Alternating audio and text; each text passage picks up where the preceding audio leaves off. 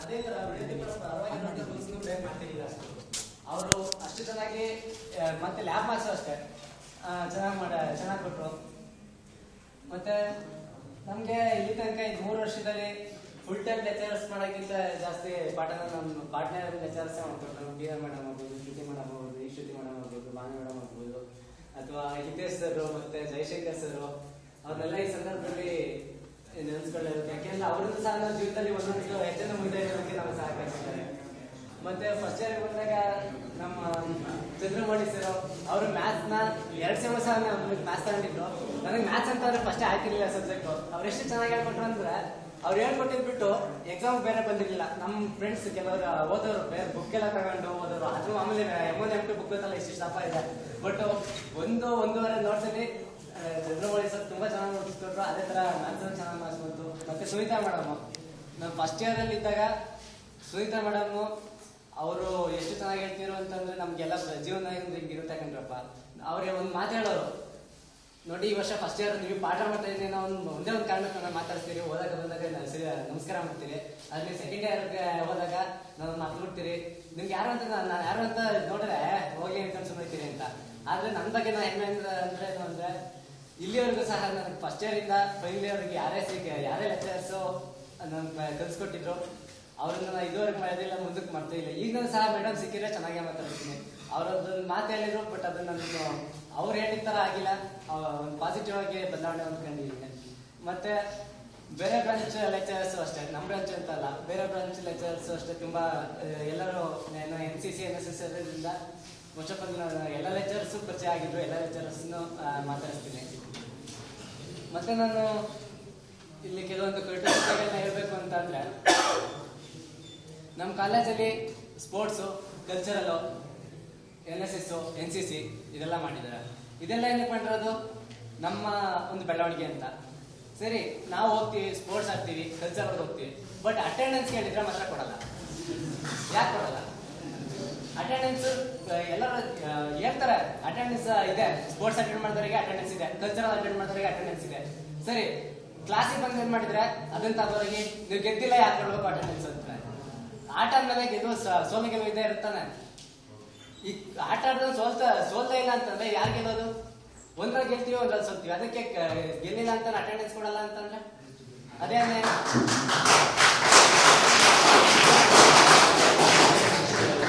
ಮತ್ತೆ ಇನ್ನೊಂದು, ನಮ್ಗೆ ಸ್ಟೂಡೆಂಟ್ ಲೈಫಲ್ಲಿ ಒಬ್ಬ ವಿದ್ಯಾರ್ಥಿ ಯಾವುದೋ ಒಂದು ಪ್ರತಿಭೆ ಇರುತ್ತೆ ಅವನ ಹತ್ರ. ಯಾವುದೋ ಒಂದು ಒಬ್ಬ ಆಟದಲ್ಲಾಗ್ಬೋದು, ಇಲ್ಲ ಓದೋದಾಗ್ಬೋದು, ಒಬ್ಬೊಬ್ಬ ಒಂದೊಂದು ಸಬ್ಜೆಕ್ಟ್ ಅಲ್ಲಿ ಒಬ್ಬೊಬ್ಬ ಸ್ಟ್ರಾಂಗ್ ಇರ್ತಾನೆ. ಹಂಗಂತ ಅಂದ್ಬಿಟ್ಟು ಈಗ ಯಾರೋ ಒಬ್ಬ ಟಾಪರ್ ಬರ್ತಾನೆ, ಇಲ್ಲ ಡಿಸ್ಟಿಂಕ್ಷನ್ ಬರ್ತಾನೆ, ಅವನನ್ನು ಮಾತ್ರ ಎತ್ತಿಗೆದು ಅವನೇನೇ ಮಾಡಿದ್ರು ಸರಿ. ಆದ್ರೆ ಒಬ್ಬ ಫೇಲ್ ಕ್ಯಾಂಡಿಡೇಟ್ ಅವನೇನೇ ಸ್ವಲ್ಪ ತಪ್ಪು ಮಾಡಿದ್ರು ಅದು ಫುಲ್ ತಪ್ಪು. ಆತರ ಯಾಕೆ ಮಾಡ್ಬೇಕು? ಹೋಗ್ಲಿ. ಇನ್ನೊಂದು,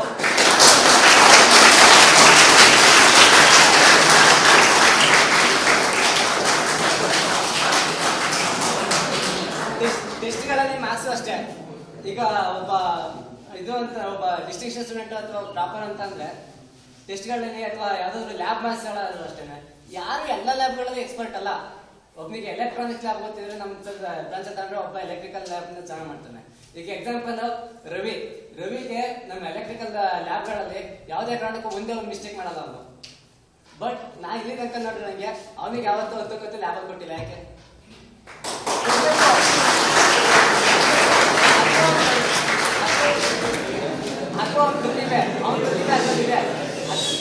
ಒಂದ್ಸರಿ ಒಬ್ಬನೇ ಹುಡುಗನ ಯಾವತ್ತಾದ್ರೂ ನೋಡಿ ಒಂದ್ಸರಿ ಅವನನ್ನ ಅಪ್ರಿಶಿಯೇಟ್ ಮಾಡ್ತಂದ್ರೆ ಅದನ್ನ ಅದೇ ದಾರಿಯಲ್ಲಿ ಮುಂದೆ ಬರ್ತಾನೆ.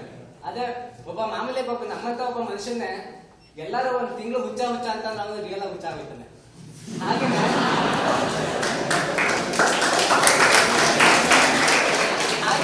ಯಾರೋ ಓದಲ್ಲ ಅಂತ ಅಂದ್ಬಿಟ್ಟು ಒಬ್ಬ ಅಂದ್ರೆ ಅಂಡರ್ ಎಸ್ಟಿಮೇಟ್ ಮಾಡಿ ಅವ್ನು ಓದಲ್ಲ ಏನಿಂದ ಅಟ್ಯಾಕ್ ನೀವು ಓದಲ್ಲ ಅಂತ ಅಂದ್ರೆ ಅವನು ಸರಿ ಹಂಗ ಆದ್ಮೇಲೆ ಬಿಡ ಅಂತ ಅಂದ್ಬಿಟ್ಟು ಸುಮ್ಮನೆ ಇರ್ತಾನೆ. ಆತರ ಯಾವುದೇ ಕಾರಣಕ್ಕೂ ಯಾವುದೇ ಸ್ಟೂಡೆಂಟ್ ನ ಆತರ ಮಾಡಕ್ ಹೋಗ್ಬಿಡಿ, ಆತರ ಟ್ರೀಟ್ ಮಾಡೋದಕ್ಕೆ ಹೋಗ್ಬಿಡಿ ದಯವಿಟ್ಟು ಲೆಕ್ಚರರ್ಸ್ ನ ಕೇಳ್ಕೊಂತ ಇದೀನಿ. ಮತ್ತೆ ಇನ್ನೊಂದು ಪಾರ್ಶಿಯಾಲಿಟಿ. ನಾನು ತುಂಬಾ ಹೇಟ್ ಮಾಡೋದು ಅಂತ ಅಂದ್ರೆ ಪಾರ್ಶಿಯಾಲಿಟಿ. ಹೇಳ್ತಾರೆ ಸರ್ಗಳು ಹೇಳ್ತಾರೆ, ಎಲ್ಲರೂ ಅಂತ ಹೇಳ್ತಾ ಇಲ್ಲ, ನಾವು ಪಾರ್ಶಿಯಾಲಿಟಿ ಮಾಡಲ್ಲ. ಯಾರು ಸಹ ನಾವು ಪಾರ್ಶಿಯಾಲಿಟಿ ಮಾಡ್ತೀವಿ ಅಂತ ಒಪ್ಕೊಳ್ಳೋದು ಅಷ್ಟು ಸುಲಭವಾಗಿ ಆಯ್ತಾ.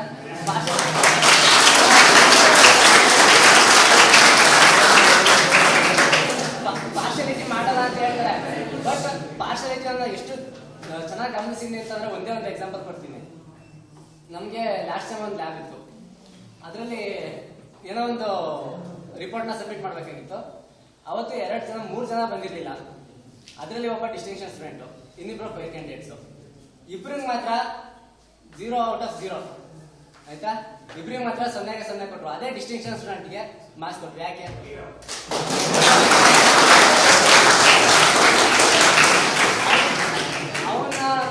ಅವನು ಅಷ್ಟೊಂದು ರೆಸ್ಪಾನ್ಸಿಬಿಲಿಟಿ ಇದ್ರೆ ಬಂದು ತಗೊಂತಾನೆ ಆಯ್ತಾ. ಅದೇ ರೀತಿ ಮಿನಿಮಮ್ ಪಾಸ್ ಕೊಡ್ಬೋದಾಗಿತ್ತಲ್ಲ. ಇಲ್ಲಿ ಜೀವನದಲ್ಲಿ ನಮ್ಗೆ ಡಿಪ್ಲೊಮಾ ಎಜುಕೇಶನ್ಗೆ ಅಂತ ಬರೋದು. ಸ್ಕೂಲ್ ಮಕ್ಕಳಾದ್ರೆ ಮನೆಯಿಂದ ಒತ್ತಾಯ ಕಳಿಸ್ತಾರೆ. PUC ಮಕ್ಕಳಾದ್ರೂ ಅಷ್ಟೇ, ಕಾಲೇಜ್ ಆಗಿ ಊಟ ಬಂದಿದೆ ಅಂತ ಒತ್ತಾಯ ಕಳಿಸ್ತಾರೆ. ಆದ್ರೆ ನಮ್ ಡಿಪ್ಲೊಮಾದಲ್ಲಿ ಎಲ್ಲರೂ ಓದ್ಬೇಕು, ಜೀವನದಾಗ ಮುಂದೆ ಬರ್ಬೇಕು ಅಂತ ಬರ್ತಾರೆ.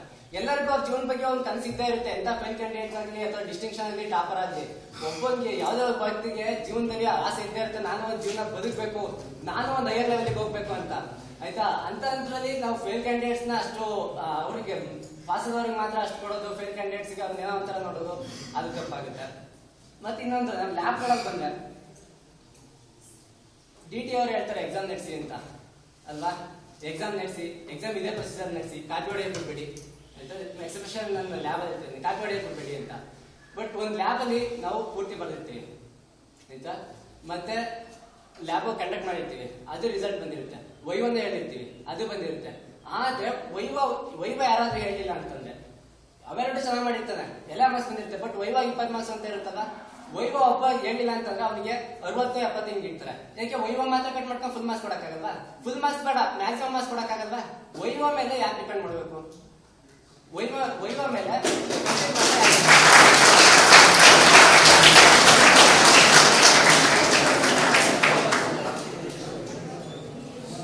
ದಯವಿಟ್ಟು ನನ್ನ ಲೆಕ್ಚರ್ಸ್ ಕೇಳ್ಕೊಳ್ಳೋದೇನು ಅಂತಂದ್ರೆ, ಇದುವರೆಗೆ ಮಾತಾಡಿದ್ದು ಸರಿಯಾಗಿಲ್ಲದೆ ಇರ್ಬೋದು, ಅಥವಾ ನಾನು ಮಾತಾಡಿ ವಿಧಾನ ಸರಿ ಇಲ್ಲದೆ ಇರ್ಬೋದು.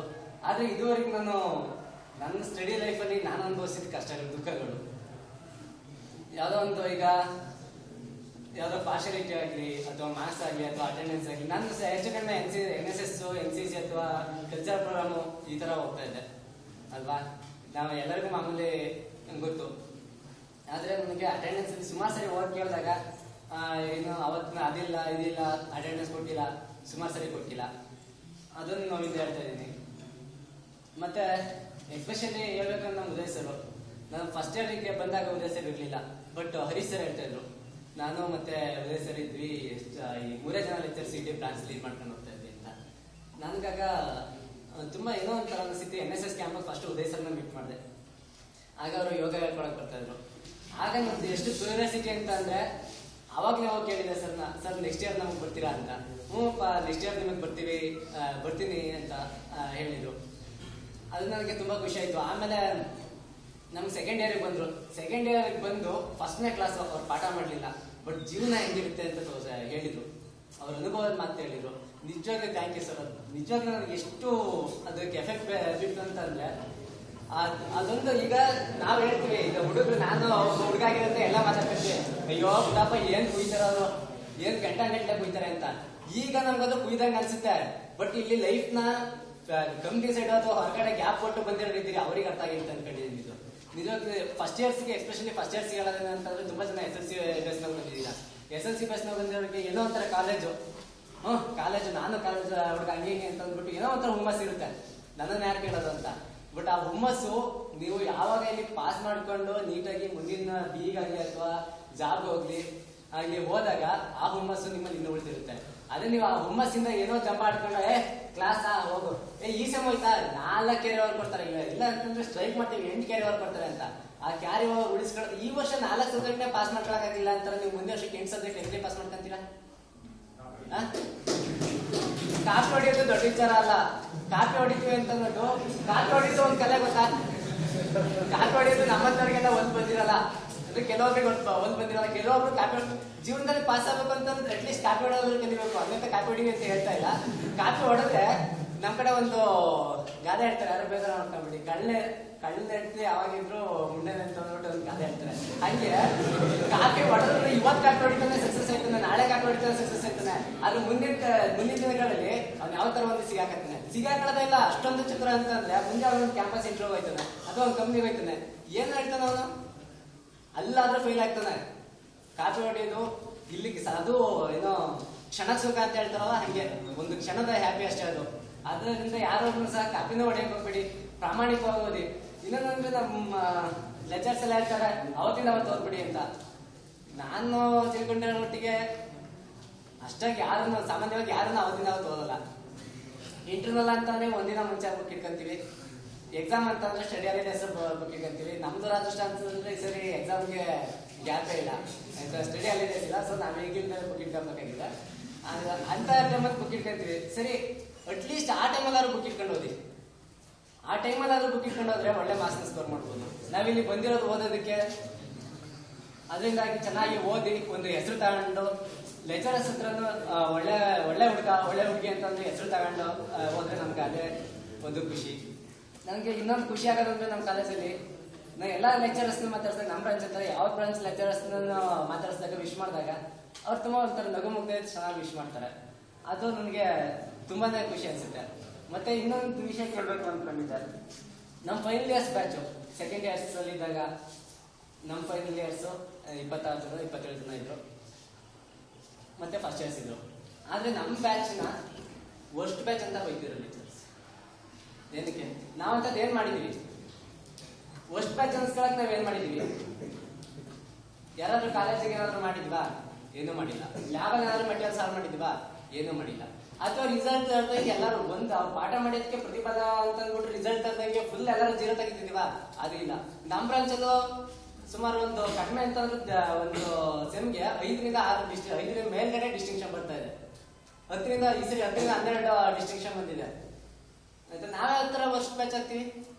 ಇನ್ನೊಂದು ನಮ್ಮ ಬ್ಯಾಚ್ ಅಲ್ಲಿ ಡೈರೆಕ್ಟ್ ಮಾತಾಡೋ ಹುಡುಗರು ಜಾಸ್ತಿ ಇದ್ದಾರೆ.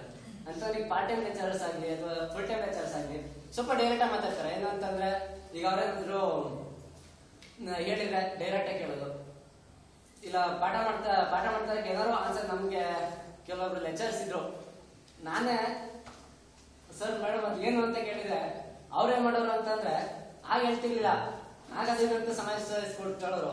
ಆದ್ರೆ ಅದೇ ಪೀರಿಯಡ್ ಲಾಸ್ಟಿಗೆ ಏನಾದ್ರು ನಾನು ಮಾತಾಡೋದೇ ಬೇಡ, ಆ ಕಡೆ ಈ ಕಡೆ ನೋಡಿದ್ರೆ ಏನ್ ಆ ಕಡೆ ಈ ಕಡೆ ಮಾಡ್ತಿದ್ದೆ, ಅದ್ ಮಾಡ್ತೀನಿ ಇದ್ ಮಾಡ್ತೀನಿ ಎಚ್.ಓ.ಡಿ ಕಂಪ್ಲೇಂಟ್ ಮಾಡ್ತೀನಿ ಅಂತ ಹೋದ್ರು. ಅದು ಆತರ ಡೈರೆಕ್ಟ್ ಮಾತಾಡೋದನ್ನ ಯಾವತ್ತೂ ದಯವಿಟ್ಟು ತಪ್ಪಾಗಿ ತಿಳ್ಕೊಂಬೇಡಿ. ಅವ್ರು ನಮ್ಮ ಬ್ರಾಂಚ್ ಬಗ್ಗೆ ನಮ್ಮ ಬ್ಯಾಚ್ ಬಗ್ಗೆ ಯಾರನ್ನ ಸಹ ಇನ್ ಮುಂದೆ ಹೊಸ ಬ್ಯಾಚ್ ಅನ್ಬೇಡಿ. ಇನ್ನೊಂದು ನನಗೆ ತುಂಬಾ ಬೇಜಾರಾಗಿದೆ ಅಂತ ಒಂದ್ಸರಿ ಲ್ಯಾಬ್ ಹೋಗಿದ್ದೆ. ನಮ್ಮ ಕ್ಲಾಸ್ ಇತ್ತು, ಲ್ಯಾಬ್ ನೋಟಿಸ್ ಬೋರ್ಡ್ ಹತ್ರ ಇದೆ. ಆಗ ಒಬ್ರು ಮೇಡಮ್ ಹೇಳ್ತಾ ಇದ್ರು, ನನ್ನ ಜೊತೆ ನಮ್ಮ ಸೆಕೆಂಡ್ ಇಯರ್ಸ್ ಹುಡುಗರು ಮಾತಾಡ್ತಾ ಇದ್ರು. ಆಗ ಒಬ್ರು ಮೇಡಮ್ ಹೇಳಿದ್ರು, ಬಂದ್ರು ಏನ್ ಮಾತಾಡ್ತಾ ಇದ್ದೀರಿ, ನೀವಾದ್ರೂ ಒಳ್ಳೆ ಹುಡುಗರು ಅನ್ಕೊಂಡಿದ್ರಿ, ಫೈನಲ್ ಇಯರ್ಸ್ ತರ ವರ್ಷ ಬ್ಯಾಚ್ ಆಗ್ಬೇಡಿ, ಅವ ತರ ಕೆಟ್ಟವ್ರು ಆಗ್ಬೇಡಿ ಅಂತ. ನಾವ್ ಯಾವ ತರ ಕೆಟ್ಟವರು? ಅಷ್ಟೊಂದು ಕೆಟ್ಟಕ್ಕೆ ಹೇಳಿಬಿಟ್ಟಿದ್ವು ನಾವು. ಏನಾದ್ರು ಮಾಡಿಲ್ಲ ಕಾಲೇಜ್ ಒಳಗಡೆ?